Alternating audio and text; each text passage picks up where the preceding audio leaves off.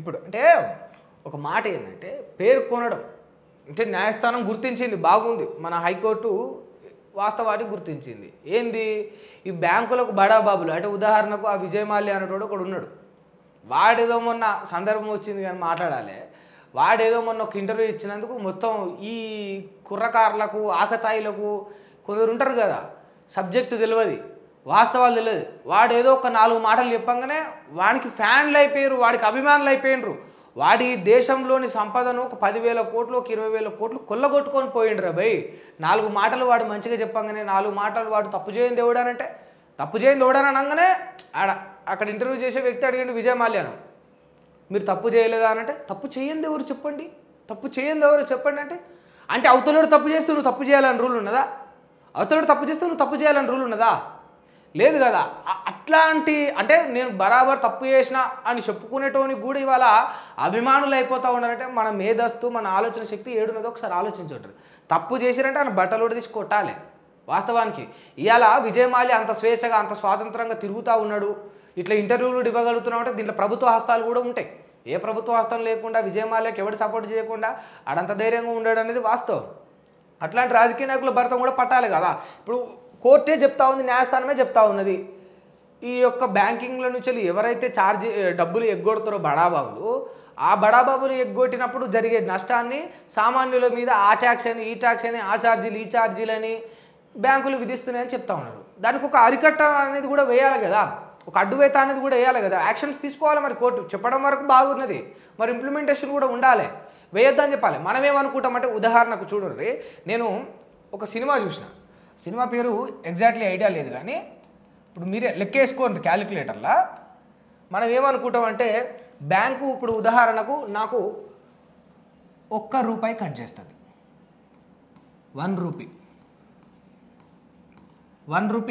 నా దాంట్లో నుంచి వెళ్ళి మైనస్ చేస్తుంది, నా అకౌంట్లో నుంచి వెళ్ళి, అంటే నా పర్సనల్ అకౌంట్లో నుంచి వెళ్ళి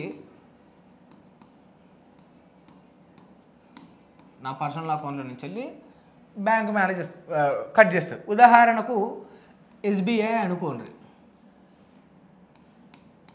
మనమేమనుకుంటాం ₹1 అయిపోయింది అనుకుంటాం. ఇప్పుడు ఎవడో ఒకడు ఒక బడాబాబు ఏం చేసిండంటే ఇదే ఎస్బీఐ బ్యాంకు 100 కోట్లు ఎగ్గొట్టిండు.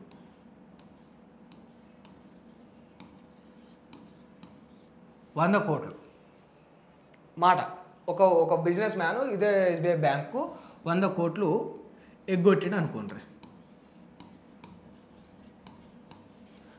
ఎవడో ఒక so and so business man అనుకోండి ఎగ్గొట్టిండు. మన నా అకౌంట్లోకి వెళ్ళి ₹1 కట్ అయింది. మొత్తం ఇండియాలో 140 పైచిలుకు కోట్ల జనాభా ఉంది, 140 పైచిలుకు కోట్ల జనాభా ఉన్నది. ఇప్పుడు ఉదాహరణకు ఒక్క 40 మంది అకౌంట్ల నుంచి వెళ్ళి ₹1 కట్ అయింది అనుకోండి, ఒక 40 మంది అకౌంట్ల నుంచి వెళ్ళి ₹1 కట్ అయింది అనుకోండి. ఎంత ఈ టోటల్ అమౌంట్? 40 కోట్లు. ఇప్పుడు అసలు కథ ఏంటంటే ఈ ₹1 ఒక్కసారి కట్ అవుతుందా అంటే కాదు, నాకు నెలకొక్కసారి కట్ అవుతుంది, నాకు నెలకొక్కసారి అంటే ప్రతి నెల 40 కోట్లు. ఇక అదే ఫిగర్ ఒక ఇయర్లో ఎక్కడి వరకు పోతుందో చూసుకోండి. ఇది ఒక ఎస్బీఐఏ, ఇది ₹1 ముచ్చటే చెప్పిన. ఓసారి 1.5 పైసా కట్ అవుతుంది, ఒకసారి ₹2 కట్ అవుతుంది, ఒకసారి ₹3 కట్ అవుతాయి. వాడు ఏ ఛార్జ్ ఎందుకు కట్ చేస్తున్నా కూడా మనకు అర్థం కాదు. ఏదో లూప్ హోల్స్ కొన్ని పట్టుకొని ఇదని అదని చెప్తాడు, ఈ బ్యాలెన్స్ లేదని ఆ బ్యాలెన్స్ లేదని. ఇప్పుడు నాదే ఒక అకౌంట్ ₹500 మైనస్లో పెట్టిండు, ఆడికి పోతే వాడు ఏదేదో చెప్తా ఉన్నాడు. ₹500 అంటే అర్థం చేసుకోండి. ఇప్పుడు ₹1 ముచ్చటనే చెప్పిన, ₹500 నాది మైనస్లో పెట్టిండు. ఒక్క 5 లక్షల మంది ₹500 మైనస్లో పెడితే ఆ ఫిగర్ ఎంతవరకు పోతుందో చూడండి. వీళ్ళని అనే శాతగాక, ఈ బిజినెస్ మ్యాన్లను పట్టుకునే శాతగాక, వీళ్ళని అనే శాతగాక, వీళ్ళ దగ్గర నుంచి వసూలు చేసుకునే దమ్ము లేక ఈ బ్యాంకులు చేసే మోసాలు ఏ విధంగా ఉంటాయంటే ఈ విధంగా సామాన్యుల మీద మోపుతాయి. మరి ఇదే విషయాన్ని నేను అంటున్నా నువ్వు అంటున్నావు అంటే కాదు, నువ్వు నేను అంటున్నా ముచ్చట కూడా కాదు, ఇది సాక్షాత్తు మన న్యాయస్థానమే అంటాం. మరి అంటున్న న్యాయస్థానం కూడా కొన్ని యాక్షన్స్ తీసుకోవాలి.